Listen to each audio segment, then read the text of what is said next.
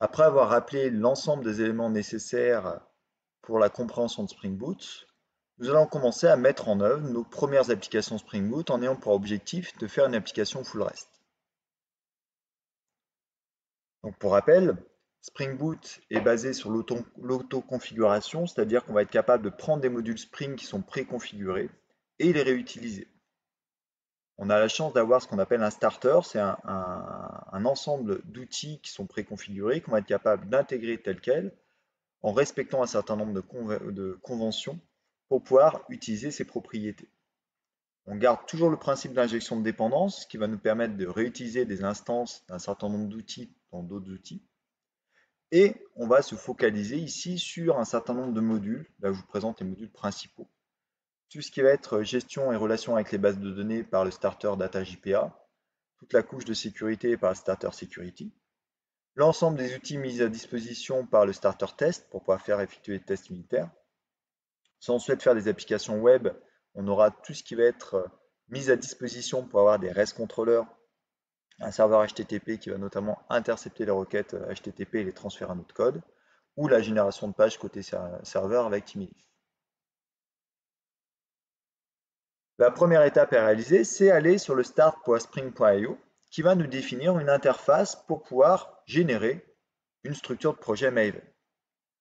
Donc, à partir du moment où on est sur une structure de projet Maven, on va avoir un certain nombre de choses qu'on a déjà vues ensemble, à savoir un groupe ID qui va être nécessaire pour notre application, un artefact ID également, plus des descriptions de notre projet. Un premier package, ça c'est ce qu'on verra arriver dans l'espace source de notre application. Quel type de packaging on souhaite avoir à la fin et quelle version de Java on souhaite que notre application soit compilée vers la fin. On va retrouver également là, sur la partie droite l'ensemble des dépendances qu'on peut définir comme essentielles pour notre projet. Donc là ici on a choisi uniquement l'ensemble des dépendances du starter Spring Web qui va nous permettre d'incorporer automatiquement toutes les dépendances nécessaires pour faire une application de type web, type RESTful. Également, quelque chose de nouveau, on va indiquer dans le fichier pom.xml quel est le parent de notre application. Le parent va indiquer quel fichier pom.xml à charger également pour faire en sorte que notre application fonctionne. Étant sur un projet Spring Boot, on a besoin de se rattacher à une configuration de base. Ici, on va indiquer une configuration de base de Spring Boot de type 2.4.2, ce qui va indiquer à Maven de charger le fichier pom.xml de Spring Boot 2.4.2 en tant que parent, ce qui va récupérer l'ensemble des outils nécessaires à Spring Boot, et par la suite, il va prendre en compte les spécificités de notre projet.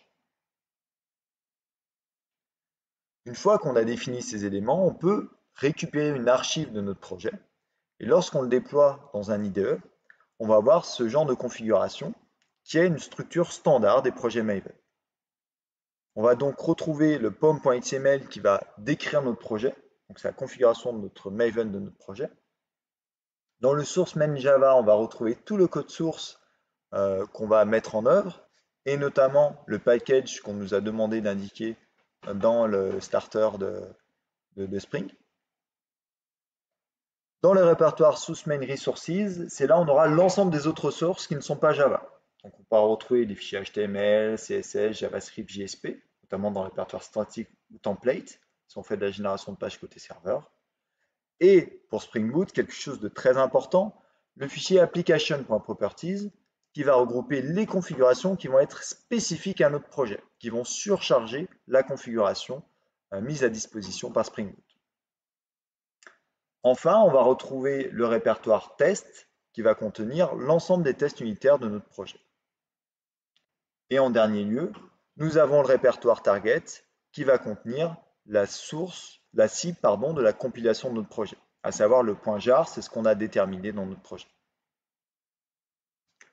Je vous invite à essayer d'utiliser justement le start.spring.io et récupérer un projet vide avec l'ensemble de descriptions qu'on a vues au préalable, de façon à pouvoir vérifier et naviguer un petit peu dans le projet qui a été créé. La prochaine étape va consister à créer un REST controller, c'est-à-dire un fichier Java qui va être capable d'être déclenché lors de l'appel d'un certain nombre d'URL par le web browser. Dans ce fichier Java, on va retrouver un certain nombre d'informations. La première chose à noter, c'est la notation REST-controller. Cette annotation va permettre d'informer le serveur Spring Boot qu'il s'agit d'une classe particulière qui sera capable d'être déclenchée par des requêtes HTTP, des URL spécifiques qui sont envoyées à notre serveur web. Plus loin dans le document, on a la notion de REST mapping, request mapping. Cette request mapping permet d'indiquer le type d'URL qui va être déclenché sur ce fichier et notamment la fonction qu'on devra mettre en œuvre lorsque cette URL est interceptée. On a plusieurs façons d'indiquer, de lier, si vous voulez, une fonction à une URL, soit un request mapping, dans lequel on va être capable d'ajouter des options pour pouvoir avoir une description plus fine de ce qu'on attend avoir lors de cette interception, soit directement un get mapping qui indique la méthode HTTP nécessaire plus l'URL pour pouvoir déclencher la fonction Java, ou comme je l'ai indiqué au préalable, le request mapping avec des options supplémentaires. Donc ces trois méthodes sont équivalentes. Par défaut, la méthode HTTP qui va être attendue sera le get. On est capable de le surcharger par des options au terme de la notation request mapping, ou encore d'appeler une autre annotation qui fait le même travail qui s'appelle get mapping. Dans ces trois cas, on informe à Spring Boot par le biais de la notation REST-controller que cette classe va être capable d'intercepter des requêtes HTTP, du moins d'être déclenchée sur des appels URL spécifiques. Et ici, on spécifie quel type d'URL va déclencher quelle fonction.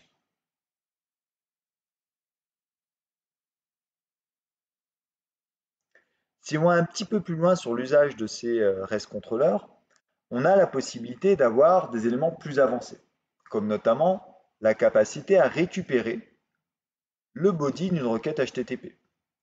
Donc dans ce cadre-là, on va informer notre fonction par la notation requestBody de récupérer le body de la requête HTTP et d'essayer, par le biais d'un système qui pour le coup est transparent pour nous, même si derrière ça va être un système de type Jackson, qui va tenter de lire le body de la requête HTTP et de le transformer automatiquement dans un objet que j'ai déjà défini dans mon application qui s'appelle Hero.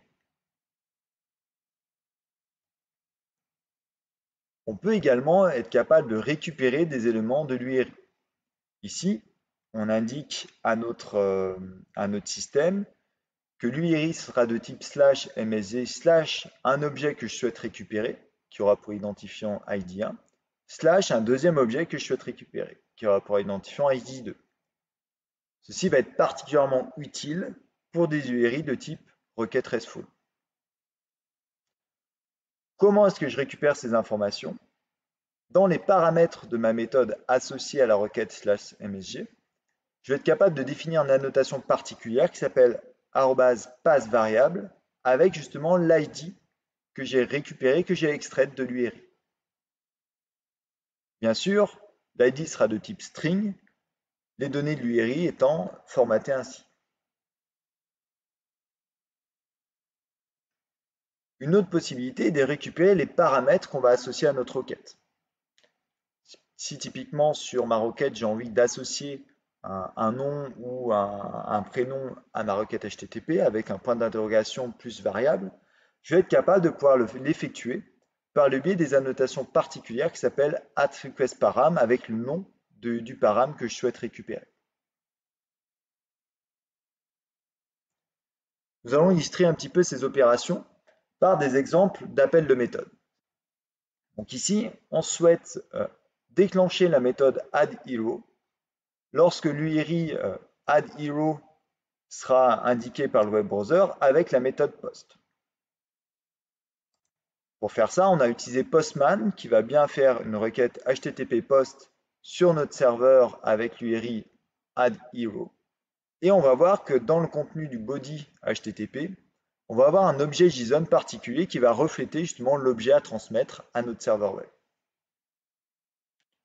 Cet objet, cette requête va être envoyée à notre serveur web, interceptée par la fonction addHero. L'objet, le body dans HTTP, dans la requête HTTP JSON va être transformé en objet IO et affiché à l'écran. Et enfin, le serveur web va répondre au web browser, ou en l'occurrence là à Postman, une requête de type 200 avec vide dans la réponse.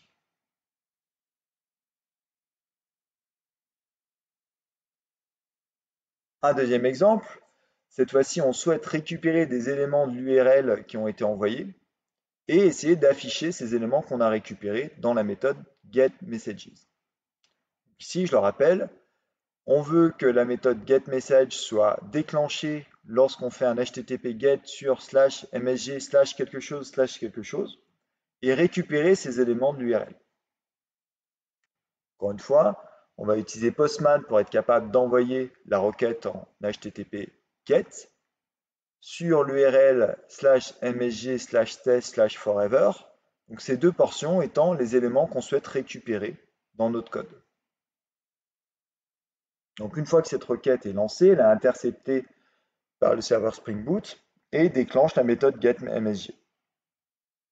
GetMSG va cette fois-ci retourner non pas vide mais une string à notre web browser ou ici en l'occurrence à notre Postman qui va contenir le message suivant. On voit bien que côté Postman, on reçoit bien un HTTP 200 qui confirme que la requête s'est bien passée et le contenu de type string qui a été reçu dans la réponse avec les éléments d'URL qui ont bien été extraits.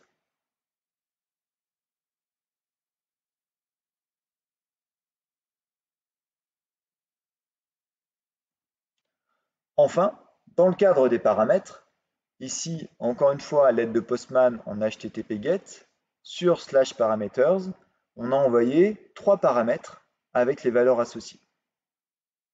Côté serveur, on a défini une fonction qui s'appelle getInfoParam, qui va être déclenchée sur un HTTP GET lorsque l'URL /parameters est envoyé. On va récupérer dans cette requête les paramètres param1 et param2. Et on va le retourner en termes d'objet string à la personne qui nous a demandé cette requête. Donc lorsqu'on envoie cette requête sur le serveur, elle est interceptée par la fonction getInfoParam qui extrait les paramètres de la requête. Donc là, en l'occurrence, on s'aperçoit bien qu'il y a juste les 2 premiers paramètres qui sont extraits. Et on va afficher la valeur de ces paramètres en retour dans les messages parameters.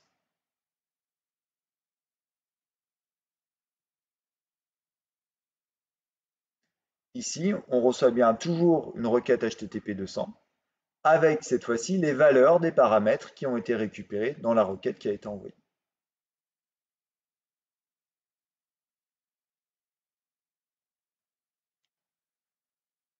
Je vous invite à faire un petit exercice pour pouvoir mettre en œuvre ces premières fonctions d'interception de requêtes HTTP grâce au REST controller en prenant comme exemple 2 REST controllers, un pour des films et un pour des acteurs, et de mettre en œuvre les fonctions demandées.